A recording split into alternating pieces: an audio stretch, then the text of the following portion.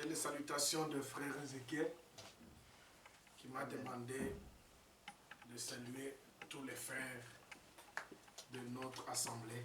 Amen. Est-ce que vous acceptez ces salutations? Amen.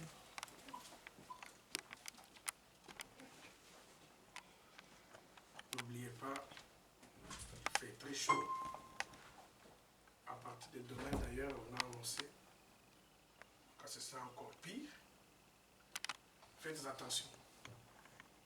On m'a appris hier qu'en 2003, il y a eu 15 000 morts dans ce pays à cause du canicule. Même si parmi les 15 000, c'était pratiquement plus de 10 000 de personnes âgées qui sont très fragiles. Mais faites attention à partir de demain, toute la semaine. Surtout, on a parlé de la journée de mercredi et celle de jeudi. Là, la chaleur, quand vous la sentez, il y a quand même un petit vent qui souffle, parfois qui donne un peu de fraîcheur.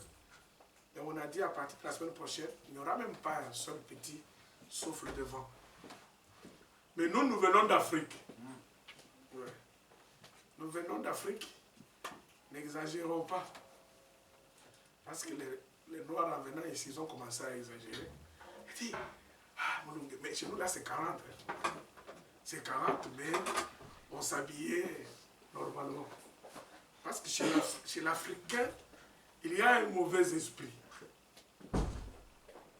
Quand vous voyez une blanche sortir en cinglé, elle a chaud. Pour elle, hein, elle a chaud, c'est normal. Elle peut même sortir en jupette parce que j'ai chaud. En fait, dans sa tête, ils le sont habitués, c'est ça leur culture, la chaud. Mais quand vous voyez une femme ou une fille noire, elle sort comme ça, elle prétexte la chaleur pour séduire. Regardez bien.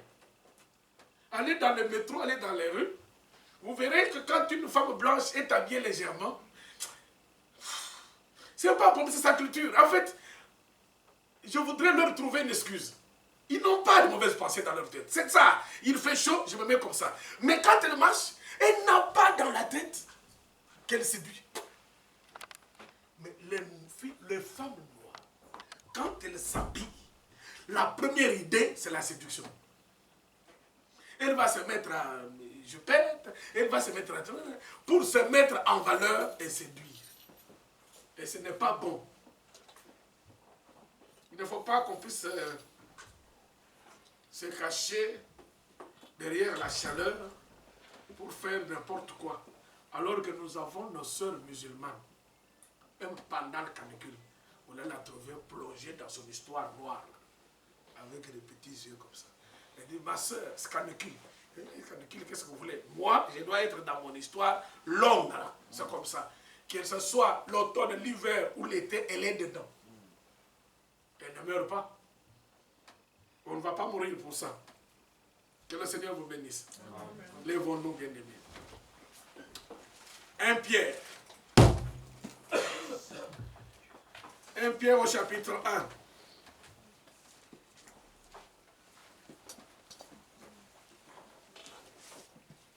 1 Pierre au chapitre 1, verset 15. 1 Pierre 1, verset 15.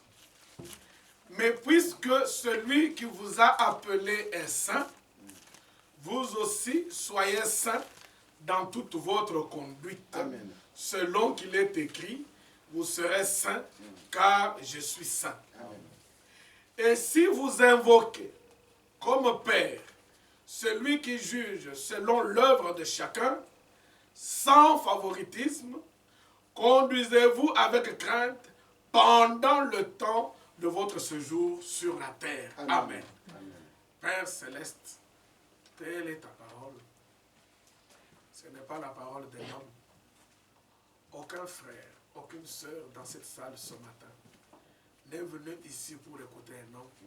Tous nous avons convergé vers ces lieux pour te rencontrer et t'écouter toi-même. Maintenant, Seigneur, parle du haut des cieux. Console le cœur de tes enfants. Nourris nos âmes, Seigneur notre Dieu. Éclaire-nous révèle-nous ta parole. Fortifie-nous dans la foi. Corrige-nous si le besoin, Seigneur notre Dieu. Montre-nous la voie qui nous ramène vers toi, Seigneur. Si nous nous sommes égarés, Seigneur, prends maintenant la parole, ramène-nous sur le droit chemin et donne-nous la force de tenir. Et accorde-nous, Seigneur, des victoires certaines sur les forces du mal, afin que nous soyons agréables à tous égards. Nous te l'avons ici demandé au nom de notre Seigneur et Sauveur Jésus-Christ. Amen. Asseyons-nous bien-aimés. Nous sommes depuis mercredi, vendredi et aujourd'hui encore sur un thème, le délai de Dieu.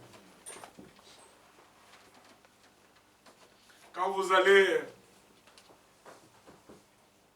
au tribunal, au moins ce sont des choses que je connais, beaucoup de gens perdent leur procès ou leurs affaires parce qu'ils n'ont pas respecté les délais. Il m'a dit, lorsque vous avez fait ça, ou bien vous avez connu tel problème, vous avez à partir des faits, à partir du problème, vous avez un délai pour saisir le tribunal. Si vous allez saisir le tribunal au-delà du délai, on déclare votre affaire irrecevable. Pourquoi? Parce que vous avez dépassé le délai. Si vous avez eu une affaire au premier degré au tribunal, soit vous avez gagné, soit vous avez perdu. Mais si le jugement ne vous plaît pas et que vous voulez faire appel, dans le jugement, c'est bien écrit que vous avez, à partir du prononcé du jugement, vous avez le délai d'autant pour faire appel. Si vous allez saisir la cour d'appel, au-delà du délai qui est fixé, votre appel sera déclaré irrecevable parce que vous ne l'avez pas formé dans le délai, parce que vous êtes au-delà du délai. D'ailleurs, chaque décision, chaque jugement qui est rendu, comporte toujours dans son contenu les voies et les délais de recours. J'ai une affaire au tribunal administratif de Melun où la préfecture a pris une décision mais n'a pas mentionné dans la décision que vous avez autant de jours ou autant de mois ou de semaines pour attaquer ce jugement devant le tribunal administratif. J'ai écrit au tribunal pour attaquer la décision de la préfecture, pour demander au tribunal annuler cette décision-là. Pourquoi? Parce que le préfet n'a pas mis dans sa décision quel est le délai nécessaire pour former appel. Ça veut dire, la justice, le code de justice administrative impose à l'administration que vous, administration, préfet, ministre et consorts, quand vous prenez une décision individuelle contre quelqu'un, vous devez marquer dans cette décision pour que la personne sache que la personne a le droit de faire un recours et dans combien de temps elle doit faire ce recours. Si vous n'avez pas mentionné et que la personne n'a pas su comment il doit faire le recours, votre décision est irrégulière, peut être annulée. Tout simplement. Et je suis tombé sur une décision comme ça. Où le préfet dit, vous avez 2 mois pour faire le recours, mais sans dire devant quel tribunal, et devant quoi, et devant quoi. C'est la même chose. Si Dieu nous dit, si vous faites ça, vous faites ça, vous faites ça, nous l'avons lu, pour ceux qui étaient avec nous mercredi, dans Ézéchiel au chapitre 33. Si le juste, qui a toujours fait du bien, toujours dans sa vie, mais le jour où il commet une iniquité, même la justice qu'il a faite depuis des mois et des années sera annulée à cause de l'iniquité qu'il a commise aujourd'hui. Dieu fait effectivement, ou a fait, avant les hommes, lui il l'a fait. Dans sa parole, il y a des décisions. Dans sa parole, il y a des ordonnances. Dans sa parole, il y a des instructions. Et il a fait en sorte que dans ces ordonnances, il mette un délai. En vous disant, ce que j'ai fait là, vous avez le délai d'autant pour le faire. Si vous ne le faites pas dans ce délai, votre demande sera déclarée irrecevable. votre vie sera déclarée irrecevable devant lui. Pourquoi? Parce que vous n'avez pas respecté le délai. Or, quel est le délai de Dieu dans la parole? Pour les hommes, surtout quand vous allez en droit civil, nécessairement le délai pour faire appel d'une décision, c'est souvent 1 mois. Si vous allez en droit administratif, vous avez les délais souvent, c'est souvent de 2 mois. Si vous allez dans le droit pénal, c'est parfois on vous dit vous avez 10 jours pour faire appel et comme ça. Mais pour Dieu, le délai n'est pas d'1 jour. Pour Dieu, le délai n'est pas de 2 jours. Pour Dieu, le délai n'est pas d'1 mois, d'une année. Pour Dieu, le délai c'est aujourd'hui. C'est ça le problème avec Dieu. Aujourd'hui, Dieu parle. Dieu donne une ordonnance. Dieu donne une instruction. Dieu fait une promesse. Dieu parle. Ce que Dieu attend, c'est que ta parole, la parole qui est sortie de ta bouche, que tu puisses la mettre en pratique, en œuvre aujourd'hui. Parce que c'est ça son délai.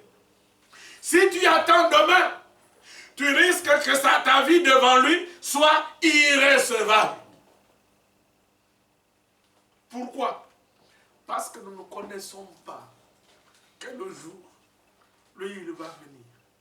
Voilà pourquoi nous venons de lire ici. Si vous invoquez comme Père, c'est 1 Pierre 1 au chapitre 1 Pierre chapitre 1, verset 17. Si vous invoquez comme Père celui qui juge selon l'œuvre de chacun, sans favoritisme, conduisez-vous avec crainte pendant le temps de votre séjour sur la terre. Pendant ce temps, chaque jour, comme je l'ai dit mercredi, vivons chaque jour comme si ce jour-là, c'est le jour où le Seigneur revient. Vivons chaque jour comme si chaque jour, c'est le jour où le jugement tombera sur le monde. Vivons chaque jour comme si chaque jour, ce serait l'enlèvement. Ne parlons pas de l'enlèvement au futur, parlons de l'enlèvement aujourd'hui. Parce que l'enlèvement, je vous dis sérieusement, l'enlèvement n'aura pas lieu demain. L'enlèvement aura lieu aujourd'hui. Cela veut dire que le jour où l'enlèvement aura lieu, ça sera aujourd'hui. Ça ne sera pas demain. Ça sera aujourd'hui. Et alors, si c'est aujourd'hui, tu n'es pas prêt selon les délais de Dieu, parce qu'à la fin, nous allons conclure dans Hébreu, parce que c'est dans Hébreu où le délai est vraiment donné. Le délai est vraiment donné. Mais ce qui est bon avec Dieu, c'est qu'en donnant le délai, il nous dit encore au verset 17, qu'il ne juge pas les gens par favoritisme. C'est pourquoi au début du culte, je vous ai dit, Dieu ne regarde pas aux apparences. Dieu ne regarde pas qui vient au culte de tous les jours. Dieu ne regarde pas qui est bien habillé, même si c'est nécessaire. Dieu ne regarde pas qui a quoi, qui a quoi. Dieu ne regarde pas qui prie vraiment, je ne sais pas combien de fois par jour.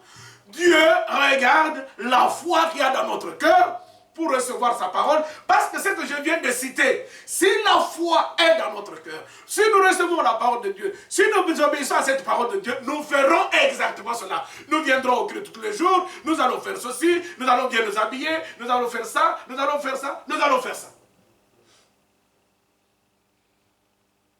Sans favoritisme. Dieu ne regarde pas aux années. C'est pourquoi je vous ai dit, quel que soit ce que Pierre a fait, sa foi, même prix que tout le monde. Maintenant, voilà pourquoi mercredi, nous avons pris ce merveilleux texte que j'aime beaucoup, qui montre que Dieu ne juge pas les hommes par favoritisme. Dieu ne regarde pas aux apparences. Il ne regarde pas si tu as fait quoi, où tu es arrivé, à quelle heure. L'essentiel, c'est qu'à l'heure où il t'appelle, tu dis oui et tu fais. C'est ce jour-là, le délai de Dieu. Que quelqu'un ait dit oui il y a 20 ans ou 10 ans, ça ne veut rien dire à Dieu. Dites-vous bien que quelle que soit toute la vie que nous pouvons mener, Dieu comptera le aujourd'hui. Il faudrait que toute la vie que nous avons menée dans le Seigneur puisse culminer dans aujourd'hui. Parce que si nous l'avons vécu depuis, et dans aujourd'hui nous gâchons, tout ce que nous avons fait avant est complètement annulé. C'est cela Dieu. Voilà pourquoi dans Matthieu,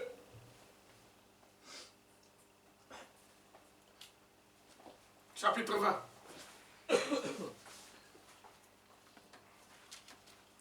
je ne veux pas lire, mais vous connaissez, je voudrais que nous puissions aller parce que je suis en train de faire le résumé de Matthieu chapitre 20.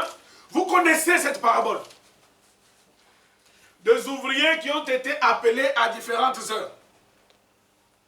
Comme je vous l'ai dit. Sachez, bien-aimés, nous allons prendre deux paraboles.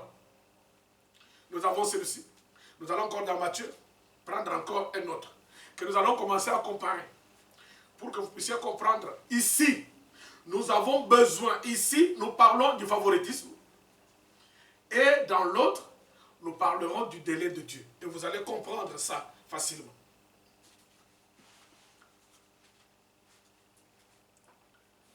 Dieu sort le matin. Il est 6 heures. Il parle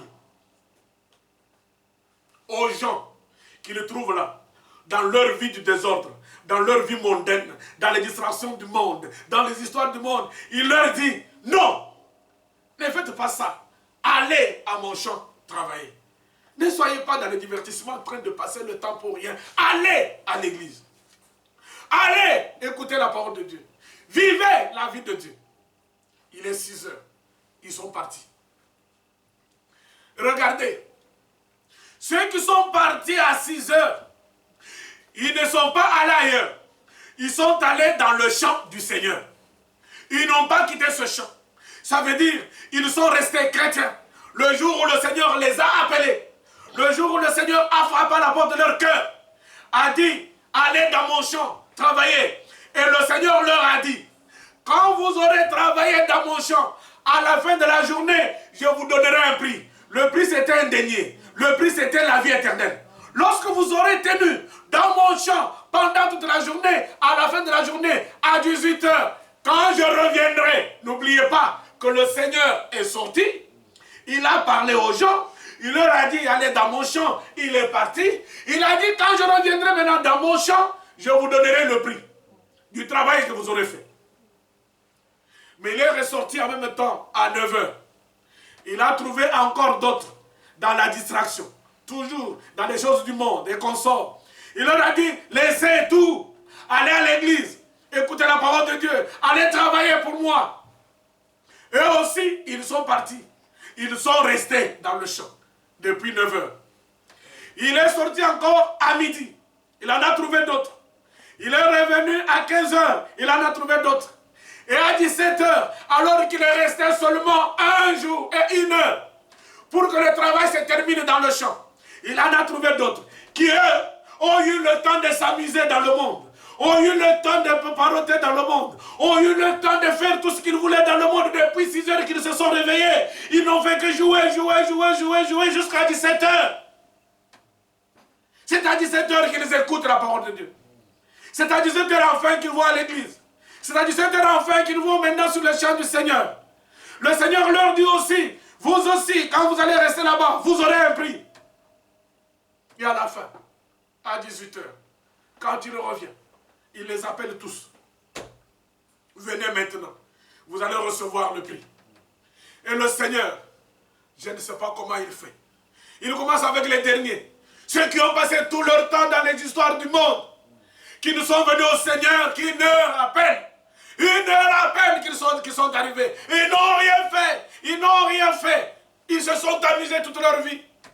Et quand ils arrivent, qu'est-ce que le Seigneur leur donne? La gloire. Amen. Vous avez la vie éternelle. Et ceux qui étaient là depuis 6 heures ont dit, s'ils ont eu la vie éternelle, la gloire, ça veut dire, nous comme nous avons commencé depuis 6 heures du matin, nous allons aussi avoir la vie éternelle, mais là, dans la vie éternelle, nous serons des rois. Nous allons être au-dessus, nous allons voir des grands palais. Comme lui, il a dit, je m'en vais vous préparer une place, afin que là où je suis, je sois aussi. C'est parce que ceux qui ont commencé à 17 h, ils ont fait 1 heure et ils seront dans des appartements collectifs. Mais nous aurons des grands buildings, chacun son palais, parce que nous avons commencé depuis 6 heures. Quand ils arrivent, le Seigneur leur dit, entrez aussi dans la gloire. La vie éternelle comme tout le monde. Même appartement. On dit, mais Seigneur, qu'est-ce qui se passe? Nous avons travaillé depuis 6 heures du matin. Non, Dieu ne regarde pas aux apparences. Dieu ne regarde pas à la longueur du travail. Ce n'est pas ce qui compte. Dieu regarde la vérité dans le cœur. Il est écrit dans le psaume 51. David a écrit, ce que tu veux au fond de moi, c'est la vérité. Amen. Parce que je peux être dans l'église depuis 20 ans, je n'ai pas la vérité à moi. Je peux être dans l'église depuis 10 ans, je n'ai pas la vérité à moi. Mais je peux venir à l'église 1 heure, je reçois et j'abandonne tout, j'entre dans la gloire. Alléluia.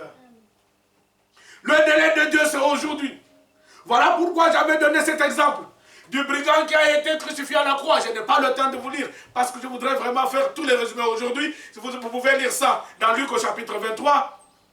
Il était là, crucifié avec 2 autres brigands. Ce brigand, c'est effectivement l'ouvrier de 17 heures. Depuis le matin dans les assassinats, depuis le matin dans les viols et les vols, depuis le matin dans le meurtre, depuis le matin dans le mensonge, il était là, vivant, profitant du monde, jusqu'à même tomber sous la justice des hommes. Parce qu'il a été arrêté, jugé et condamné. Mis à la croix avec une innocente. Alors son ami, il regarde Jésus, il dit, mais alors toi, tu t'es dit que tu es. Maintenant tu es à la croix comme nous. Sauve-toi et sauve-nous aussi. Voilà que le brigand, c'est ce jour-là que lui, Dieu l'a visité à 17 heures. Le même Jésus qui était à la croix, il était dans le rue de Judée pendant 3 ans. Le brigand ne l'a pas entendu. Il ne l'a même pas vu. Pourtant Jésus était là en train de faire des miracles. Mais le brigand, pendant que Jésus criait dans les rues de Judée, faisait des miracles, lui il continuait à vivre dans le monde. Et continuait à tuer, continuait à voler, jusqu'à le trouver à la croix. Mais à 17 heures, ce jour-là, il a entendu la voix du Seigneur. Ce jour-là, c'était son jour. Ce n'était pas hier, ce n'était pas demain, c'était aujourd'hui pour lui. À ce moment-là, il dit à l'autre, mais nous au moins, c'est ça le début de la vie chrétienne. C'est ça le début de la nouvelle naissance. C'est le repentir. Reconnaître que nous sommes rien. Reconnaître que nous sommes des misérables. Reconnaître que nous n'avons rien qui nous appartienne. Reconnaître que nous ne sommes rien devant Dieu. Lui, il a commencé par là, en s'adressant à son ami. Mais nous méritons le fait que nous soyons à la croix. Nous méritions que nous puissions aller à la croix. Nous méritions la mort. Nous méritions le châtiment. Mais lui, quand il fait, après s'être répandu, reconnu qu'il n'était rien, reconnu qu'il était misérable, reconnu qu'il ne pouvait rien faire, il s'est tourné vers celui qui est la source de toute vie, la source de toute miséricorde, la source de toute justice. Il lui a dit, oui, j'ai fait ce qui est mal, mais toi tu es innocent. Prends pitié de moi, souviens-toi de moi dans ta gloire. À ce moment-là, Jésus le regarde. Il n'a pas dit oui. J'étais en train de prêcher dans le rue de Judée depuis 3 ans, tu étais où? Quand Jean-Baptiste se baptisait, pourquoi tu n'es pas allé te faire baptiser? Quand je faisais des miracles, j'appelais les gens à la repentance, tu étais où? Maintenant, on va te tuer à la croix, tu viens me demander, Seigneur, pardonne-moi. Non, il lui a dit, parce qu'il a regardé dans son cœur, il a vu seulement la vérité. Il a vu dans son cœur la vérité.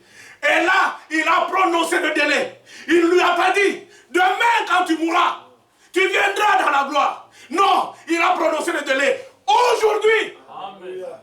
Aujourd'hui, pas demain. Tu seras avec moi au paradis.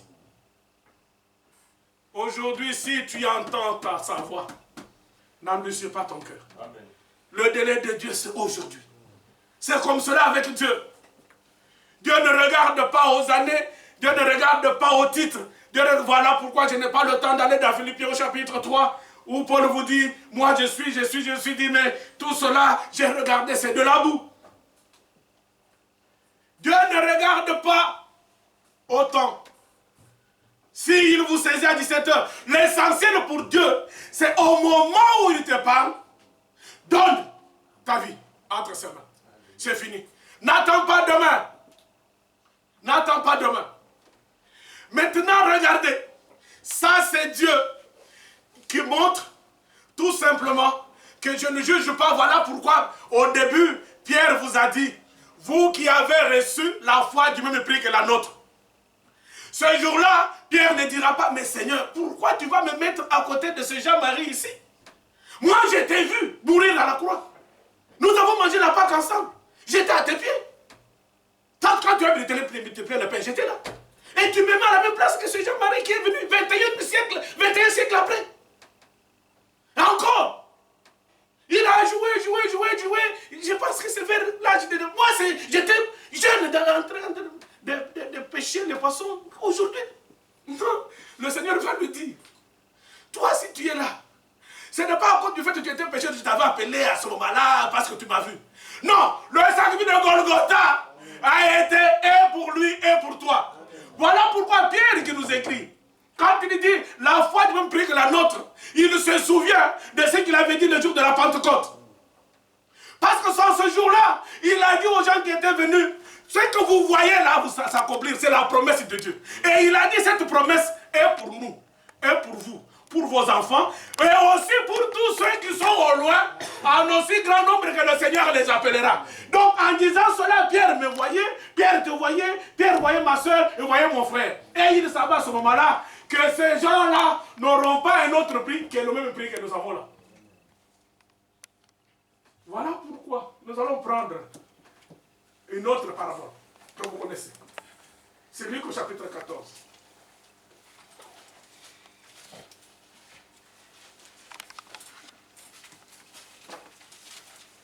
Luc au chapitre 14, à partir du verset 1. Vous connaissez aussi cette parole.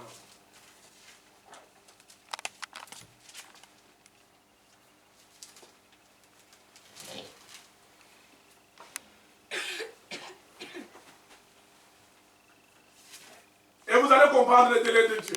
Verset 15. Un de ceux qui étaient à table, après avoir entendu ces paroles, dit à Jésus, heureux celui qui prendra son repas dans le royaume de Dieu. Et Jésus lui répondit, un homme donna un grand repas et il invita beaucoup de gens.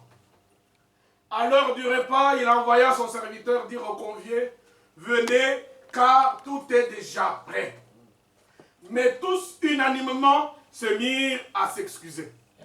Le premier lui dit, j'ai acheté un champ et je suis obligé d'aller le voir. Excuse-moi, je te prie. Un autre dit, j'ai acheté 5 paires de bœufs, je vais les essayer. Excuse-moi, je te prie. Un autre dit, je viens de me marier et c'est pourquoi je ne puis aller. Le serviteur de retour rapporta ces choses à son maître. Alors le maître de la maison, irrité, dit à son serviteur, va promptement dans les places et dans les rues de la ville et amène ici les pauvres, les estropiés, les aveugles et les boiteux. Le serviteur dit, maître, ce que tu as ordonné a été fait et il y a encore de la place. Et le maître dit au serviteur, va dans les chemins et le long des haies et ce que tu trouveras, contrains-les d'entrer afin que ma maison soit remplie. Car je vous le dis, aucun de ces hommes qui avaient été invités ne goûtera de mon repas. Ils avaient l'invitation. Nous avons 2 groupes de personnes. Nous avons le premier groupe, le groupe des invités. Et nous avons le deuxième groupe, les estropiés, les aveugles, les consorts. Regardez que le premier groupe, lui, il était au courant de l'objet du festin, de la fête. Parce que le premier groupe avait reçu l'invitation. Ils avaient reçu l'invitation qu'à telle date, il y a mon festin. Venez, ils savaient pourquoi il y avait ce festin. Le jour, le aujourd'hui est arrivé, le délai de Dieu. Et Dieu leur dit, c'est aujourd'hui. Vous vous souvenez de mon invitation? Regardez, bien-aimés. Dieu est merveilleux. Dieu ne se contente pas seulement d'envoyer l'invitation, mais le jour de l'accomplissement de l'invitation, il envoie encore ses serviteurs pour crier. Nous avons reçu la parole de Dieu. Nous avons nos Bibles. Nous les lisons tous les jours. Mais Dieu ne s'était pas. Dieu ne garde pas silence. Il continue à crier, à nous rappeler. Même ce jour-là, il criera. Ce jour-là, il leur a dit, allez leur dire, mon festin est prêt. Voici les noces de l'agneau sont venues. Ils sont prêts, allez les chercher. Qu'est-ce qu'ils ont commencé à dire? Des excuses. Tous les jours des excuses. Pour mettre la parole en pratique, je pourrais voir. Habillez-vous convenablement. Je veux boire quand même, c'est l'été ici. Et puis, pendant l'été, bon, c'est un peu, on peut s'habiller légèrement. Et puis pendant l'hiver, mais écoutez, il fait froid, il faut apporter des pantalons. Vous les jeunes garçons, mais écoutez, je suis encore jeune, je peux me coiffer et puis m'habiller comme les jeunes de mon quartier. Ça va attendre. Des excuses. Dites au chef, au roi, je m'excuse, je viens d'acheter un champ, il faut que j'aille le voir. Regardez bien aimé, lorsqu'ils ont reçu l'invitation, ils connaissaient la date de la fête. Pourquoi lorsqu'il a acheté un champ, il ne s'est pas dit, tel jour je suis invité au festin par le roi. Donc si je dois aller voir mon champ que j'ai acheté, je vais prendre une autre date. Non, il prend la date où il y a la fête et il trouve une excuse pour dire au serviteur, écoutez, j'ai acheté un champ. Voilà, les choses du monde deviennent plus importantes que Dieu. Je ne peux pas aller au culte aujourd'hui, s'il te plaît mon frère, j'ai une fête. S'il te plaît mon frère, j'ai un ami qui m'a envoyé, qui m'a appelé. Je ne peux pas aller au culte aujourd'hui. C'est toujours des excuses, des excuses, des excuses. Et nous oublions que c'est aujourd'hui qu'il faut aller. Et l'autre va dire, j'ai acheté 5 paires de bœufs, il faut que j'aille les essayer. Oui, allez toujours essayer des choses du monde. Allez chercher les richesses du monde. Allez vouloir toujours s'enrichir, en jouir. Et oublier qu'il y a le festin qui vous attend. Et le maître vous appelle. Et l'autre va dire, oui, mais moi je me suis de me marier. Oui, tu viens de te marier. Qui a institué le mariage? Qui a créé le mariage? C'est Dieu. Tu refuses d'aller chez Dieu pour aller te marier. Et alors après, ah non mais écoutez, moi je viens de me marier, il faut que je jouisse d'abord de mon mariage, et puis je verrai les histoires de Dieu là après. Des excuses, des excuses, des excuses. Mon frère, tu entends la parole de Dieu, nous le verrons dans Hébreux chapitre 4. Aujourd'hui, si tu entends sa parole, n'endurcis pas ton cœur, n'attends pas. Voilà des gens qui attendent toujours. Il faut que j'aille d'abord faire ça, il faut que j'aille d'abord faire ça. Cette parole-là, elle est dure, mais je pourrais avoir le temps de la mettre en pratique. Les jeunes qui disent, non, nous sommes encore en train de jouir de notre jeunesse. Nous pourrons prendre, comme maintenant, mettre en œuvre la parole plus tard. Le temps que nous puissions d'abord jouir de notre jeunesse et comme ça, on verra. On prend le temps, on prend le temps, on prend le temps. Or, le Seigneur, lui, n'a pas de temps à attendre. Lui, c'est aujourd'hui. Ce jour-là, c'était le festin. Et comme ceux qui étaient invités n'ont pas voulu, mais regardez, la même parole de l'invitation a été prêchée. Cette fois-là, dans les ronds-points, dans les carrefours. Et tous ceux qui passaient, qui n'étaient même pas prévus, eux, ils ne se sont pas excusés. D'ailleurs, s'il y avait des gens qui pouvaient avoir des excuses, c'était les estropiés et les pauvres. Ceux qui étaient invités avant n'ont pas d'excuses parce qu'ils avaient l'invitation avant. Ils savaient que tel jour il y a la fête. Mais les pauvres, les estropiés qu'on a trouvés sur les carrefours, tu viens comme ça, tu les prends, viens à la fête. Lui au moins il a une excuse. Il peut te dire, kaka papa, des champignons. C'est comme nous finissons le culte ici. Tous ma voiture, tous on comme un rond-point, il y a une la Guyane. Beaucoup de gendarmes. Arrêtez, qu'est-ce qui se passe? Non, s'il vous plaît, venez. Il y a le maire de la ville Neuve-la-Guyane qui a fait une fête. Venez.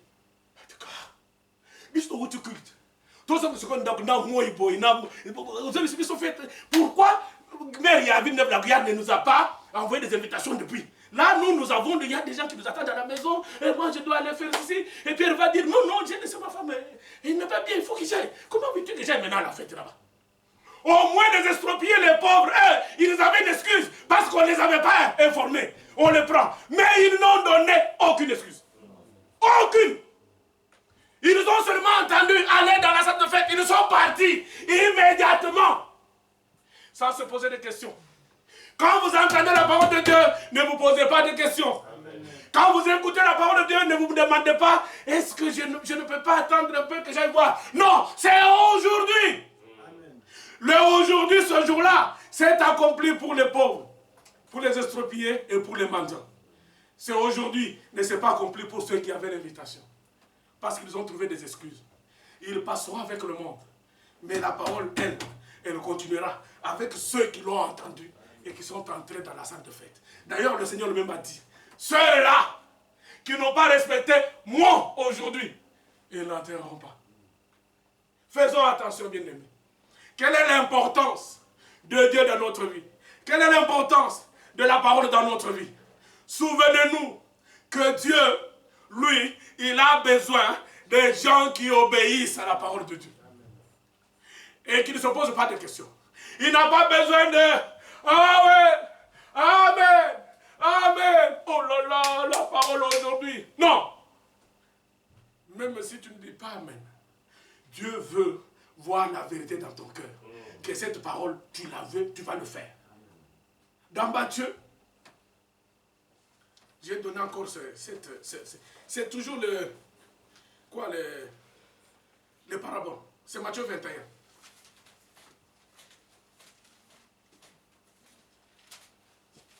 Matthieu chapitre 21.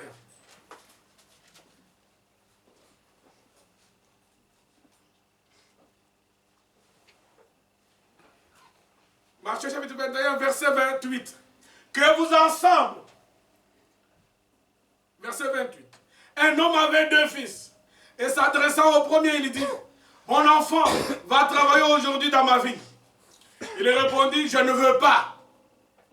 Ensuite, il se repentit et il alla. S'adressant à l'autre, il dit la même chose. Et ce fils répondit, je veux bien, Seigneur. Et il n'alla pas. Écoutez-moi. Vous avez une parole. Une. Mais vous avez 2 réactions. La parole, elle est unique. Mon enfant va dans mon champ. Vous avez entendu? Le père ne dit pas à son fils, va dans mon champ demain. Mon fils va travailler aujourd'hui. Aujourd'hui. Pas demain, aujourd'hui. C'est la parole. Le premier, il dit quoi? Je ne veux pas. Première réaction. Le deuxième, à la même parole, il dit oui. Vous avez 2 personnes. L'un qui dit oui, amen, amen, amen. Et l'autre qui dit, c'est dur cette parole. La vie est belle, il faut jouir la vie. Comme je connais des amis qui disaient, il faut vivre, il faut vivre. Ah oui, parole là, boy. Maintenant tu vas pas vivre, tu vas vivre ici comme le temps où il y a le Mumba, comme des vieux. Non, mais la vie est faite pour vivre. La vie est unique, hein? La vie elle est unique. Si tu la perds, c'est fini. Il faut en profiter. Comme Horace disait, carpe diem. Il faut cueillir le jour. Voilà. C'est lui qui dit ça. Mais après, il se retire en lui-même. Il se dit, non. La vie, c'est Dieu. La vie, ce n'est pas le monde. Je me répands. Seigneur, pardonne-moi. Pardonne-moi. Je me répands. Je n'aurais pas dû parler contre ta parole, refuser d'obéir à ta parole, refuser de la croire, refuser de la mettre en pratique. Pardonne-moi. N'oubliez pas que la repentance, si elle est complète, cela veut dire reconnaître qu'on a mal fait, se repentir, se convertir et aller dans l'autre sens. C'est cela. Lui, c'est écrit, il se repentit, mais il n'a pas dit, ah, pourquoi j'ai désobéi à l'ordre de mon père, tout ça. Je me repens, j'ai mal fait. Et puis Afan dit, non, j'ai mal fait, il est parti. Faire exactement ce que la parole lui a dit. Va travailler aujourd'hui. Mais celui qui, aujourd'hui, comme beaucoup dans les églises aujourd'hui, vous verrez, Ils vont sauter. Amen. Alléluia. Aïe. Ça, c'est la parole. Tu auras ma dîme. Vraiment, Mouya. Vraiment, tu prêches bien. Oh, quelle parole aujourd'hui. Quelle parole. Tu sors. Tu reviens dans ta vie de toujours. Ce qui reste sur toi, c'était beau comme parole. Ah, on a entendu aujourd'hui. Ah, le pasteur aujourd'hui. Comment le Saint-Esprit a parlé. D'ailleurs, il a fait des miracles, etc. Mais entre-temps, ta vie reste la même. Tu n'abandonnes rien dans ta vie. Tu es toujours dans la même distraction du monde. Tu ne mets pas la parole de Dieu en pratique. Tu continues dans ton hypocrisie. Or, Dieu cherche la vérité dans ton cœur. Maintenant, Jésus pose la question. Maintenant, de ces deux fils, qui a fait la volonté de son père? C'est au verset 31. Lequel des deux a fait la volonté du père? Il répondit, le premier. C'est voilà pourquoi Jésus leur dit, je vous le dis, les publicains et les prostituées vous devanceront dans le royaume de Dieu. Faisons attention que ceux sur qui nous jetons aujourd'hui des regards de réprobation, des regards de reproche, en les traitant de païens de ceci, que demain, ils nous précèdent. Tout simplement parce que nous avons attendu avec la parole. Nous avons attendu. On n'attend pas avec la parole. La parole, on la met en pratique. Et aujourd'hui, les publicains, les prostituées, du temps du Seigneur Jésus-Christ, c'était des gens qui ne pouvaient pas être dans la communauté. C'était des gens rejetés. N'oubliez pas qu'il y en avait qui ont amené une prostituée, une femme qui avait commis adultère devant le Seigneur Jésus-Christ. Et vous venez ce qui s'est passé. Vous vous souvenez de ce qui s'est passé lorsque le Seigneur a commencé à écrire sur le sol. Et chacun se retrouvait autant coupable que la femme. Tu jettes la pierre à qui? Regarde à toi-même. Regarde à toi-même. Est-ce que je suis prêt? Est-ce que la parole de Dieu agit dans mon cœur aujourd'hui? Ah, moi, la parole de Dieu, je fais ceci, je fais... Regardons, prenons Luc 18. Luc au chapitre 18. J'en ai parlé d'ailleurs vendredi. Mais sans lire. Luc au chapitre 18.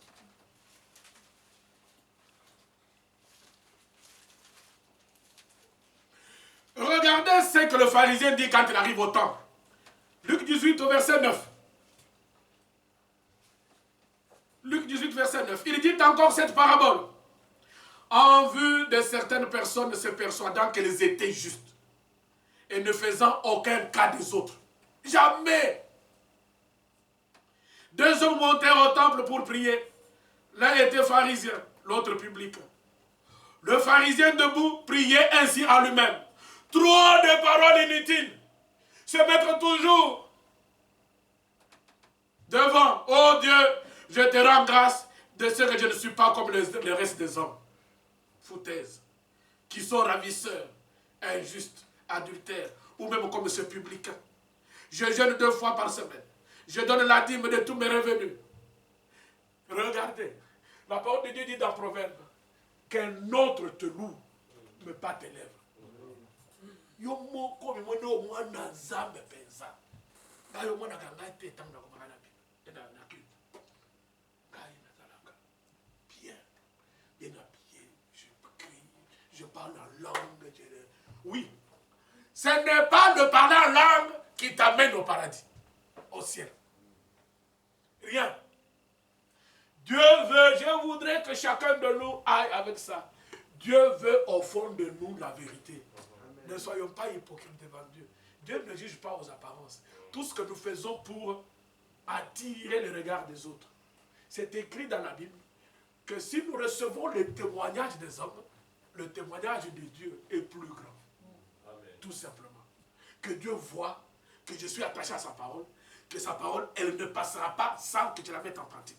Je n'ai pas le temps d'aller avec vous dans Exode pour parler de la manne. Mais je vais vous le dire quand même, pour que vous puissiez le savoir. Nous pourrons lire juste un verset, ça sera dans l'ombre. Mais pour le moment, je voudrais vous dire pourquoi Dieu a envoyé la manne chaque jour. Vous n'allez pas me dire que non, c'est parce que les gens au désert n'avaient pas de frigo pour garder. C'est parce qu'aujourd'hui nous conservons. Vous achetez beaucoup d'histoires, vous mettez dans le frigo. Au désert, il a dit, vous avez besoin de la manne pour manger? Oui, je vous l'envoie. Mais ne gardez jamais, ne gardez pas, ne gardez pas. C'est pourquoi on vous dit que les choses, les réalités de l'Ancien Testament, ce sont les ombres de choses à venir. Dieu voulait montrer par la manne que quand la parole de Dieu sort, c'est le jour même qu'il faut la croire, qu'il faut la mettre en pratique. Le jour même. Pourquoi? Voilà pourquoi il dit, quand la manne tombe, vous la ramassez juste pour ce jour-là. Demain, il y aura une autre manne pour demain. Je suis en train de faire le résumé de mercredi et vendredi.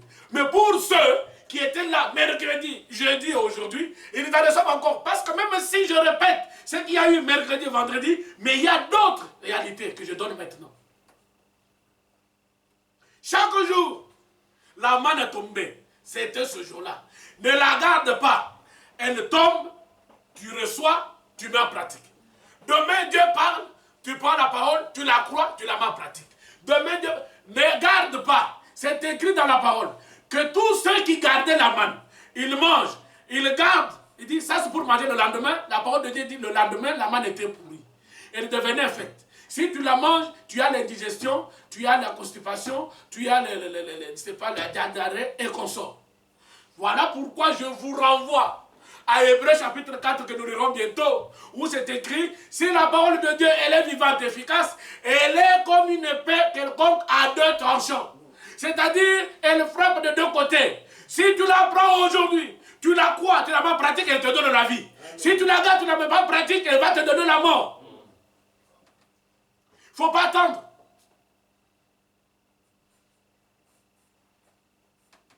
Voilà pourquoi, au verset 13, je suis toujours à Luc 18, le publicain, lui, reconnaissant qu'il n'était rien, qu'il n'avait rien en lui. Lui, le publicain, il est exactement comme les estropiés, les pauvres, tout ça de Matthieu. Non, de Luc 14. De Luc 14. Ceux qui étaient appelés. Eux qui ne reconnaissaient rien en eux. Les publicains se tenaient à distance, n'osaient même pas lever les yeux au ciel. Mais ils se frappaient la poitrine en disant, oh Dieu, sois apaisant envers moi qui suis un pécheur. Lui, il avait la vérité au-dedans de lui. Il avait quelque chose. Mais dans le cœur du pharisien, il n'y avait rien. Misère spirituelle totale. C'était ça aujourd'hui. Voilà pourquoi le Seigneur dit, je vous le dis, celui-ci, c'est-à-dire le publicain, descendit ce jour-là, c'est aujourd'hui, dans sa maison, il était justifié, plutôt que l'autre. Et il ajoute, car quiconque se lève sera abaissé, et celui qui s'abaisse sera élevé. Le Seigneur a besoin de ceux qui aujourd'hui ont au fond de leur cœur la vérité. Quand vous regardez dans Matthieu au chapitre 7, Matthieu au chapitre 7, vous connaissez bien le texte. Qu'est-ce qu'il dit? Matthieu chapitre 7, verset 21.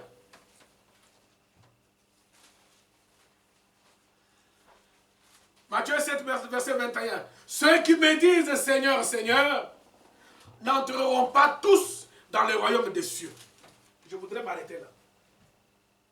Comprenez bien la parole de Dieu. Il y en a qui disent, la parole de Dieu veut dire ceci. Que tous ceux qui me disent Seigneur, Seigneur, n'entreront pas dans le royaume des cieux. Ce n'est pas ça. La parole ne dit pas ça. Tous ceux qui me disent Seigneur, Seigneur, n'entreront pas tous.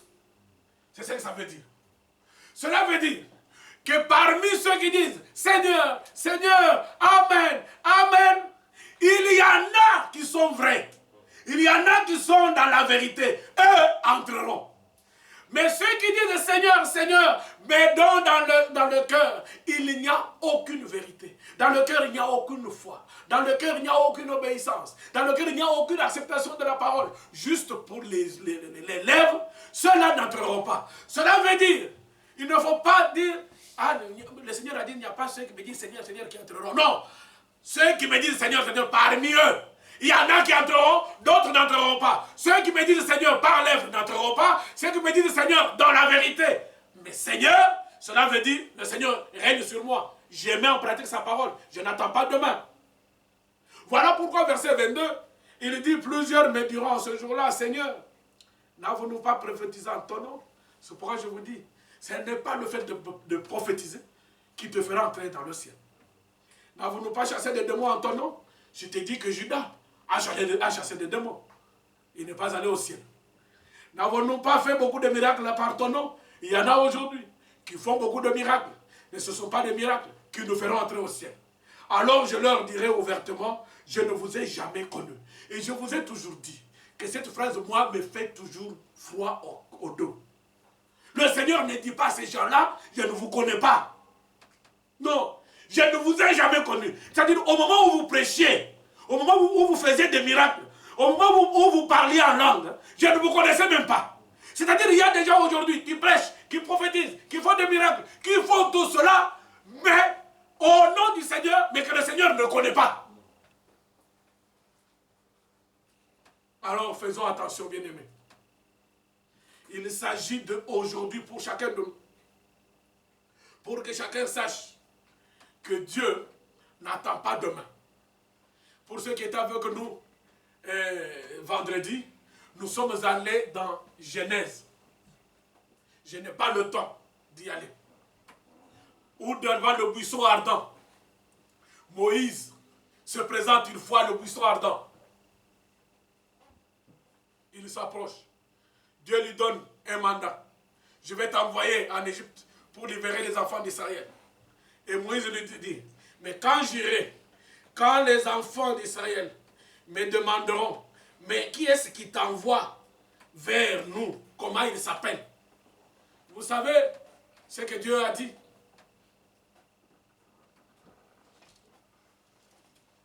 Prenons Exode. Je voudrais vraiment que vous puissiez comprendre. Exode au chapitre 3.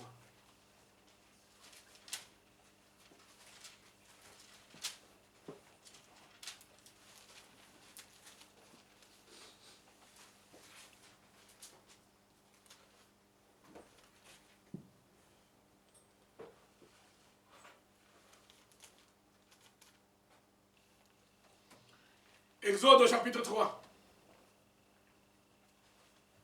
Je suis au verset 13.